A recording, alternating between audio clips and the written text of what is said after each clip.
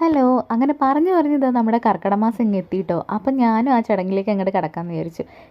നമ്മുടെ വീട് വൃത്തിയാക്കൽ ചടങ്ങിലേക്ക്. അങ്ങനെ ഇത് ഐശ്വര്യമായിട്ട് ഞാൻ എൻ്റെ അടുക്കളയിൽ നിന്ന് തന്നെ തുടങ്ങിയിട്ടുണ്ട്. അടുക്കളയിൽ എടുക്കുന്നതും എടുക്കാത്തതുമായ സകലമാന പാത്രങ്ങൾ എന്താ കഴുകി ഉണക്കാനായിട്ട് വെച്ചിട്ടുണ്ട്. അതിൻ്റെ ഇടയിൽ കൂടെ അതാ പൂപ്പിക്കുട്ടൻ വന്ന് നോക്കി നിൽക്കുന്നുണ്ടായിരുന്നു കേട്ടോ. അവൻ വിചാരിക്കുന്നുണ്ടാവും ഈ അമ്മയ്ക്ക് എന്താ വട്ടായോ, അടുക്കളയിൽ എല്ലാ പാത്രങ്ങളും മുറ്റത്ത് കൊണ്ടിട്ടിരിക്കുന്നു. ശേഷം നമ്മളിതാ മാറാല തൂക്കൽ ചടങ്ങിലേക്ക് കടന്നിരിക്കുകയാണ്. അത്യാവശ്യം നന്നായിട്ട് മാറാലയും പൊടിയൊക്കെ നമ്മുടെ വീട്ടിലുണ്ടായിരുന്നു. നമ്മുടെ വീട്ടിൽ നിൽക്കുന്ന വീട് പഴയ വീടായത് കാരണം അത്യാവശ്യം നന്നായിട്ട് മാറാലും പൊടിയൊക്കെ ഡെയിലി ഉണ്ടാവാറുണ്ട്. അപ്പോൾ പൂപ്പിക്കുട്ടുള്ളത് കാരണം തന്നെ നമ്മൾ ഇടയ്ക്കിടയ്ക്ക് ഇതൊക്കെ വൃത്തിയാക്കുന്നതാണ്. എന്നാലും കർക്കിടക മാസമല്ലേ, നമ്മളൊരു ചടങ്ങിന് വേണ്ടെങ്കിലും ചെയ്യണ്ടേ, എന്നാലല്ലേ എനിക്കൊരു മനസ്സമാധാനം ഉണ്ടാവുള്ളൂ. അപ്പോൾ ഇതാ ഒരു സൈഡിൽ നിന്ന് ഞാൻ ഇതാ വൃത്തിയാക്കിക്കൊണ്ടിരിക്കുമ്പോൾ മറു സൈഡിൽ നിന്ന് എനിക്ക് പൂപ്പിക്കുട്ടൻ നല്ല രീതിയിൽ പണി തന്നുകൊണ്ടിരിക്കുകയാണ്. അപ്പോൾ ഇടയ്ക്കിടയ്ക്ക് പോയിട്ട് അവന് 2 വഴക്കും അടിയൊക്കെ കൊടുക്കുന്നുണ്ട്. അപ്പം നമ്മുടെ ഈ കൊല്ലം സൈഡിലൊക്കെ ചിങ്ങം തുടങ്ങുമ്പോഴാണ് ഇങ്ങനെ വൃത്തിയാക്കലും പാത്രങ്ങളൊക്കെ കഴുകി ഉണക്കാനൊക്കെ വെക്കുന്നത് ഞാൻ കണ്ടിട്ടുള്ളത്.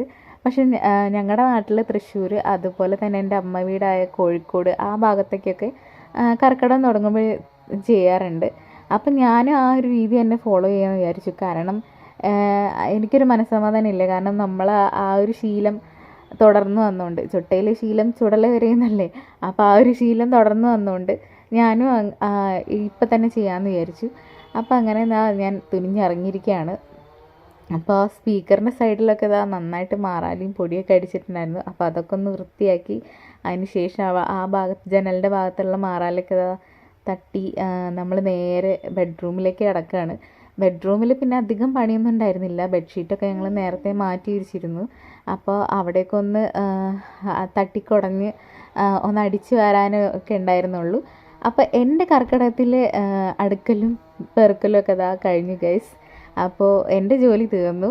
അപ്പോൾ tata, bye bye, see U.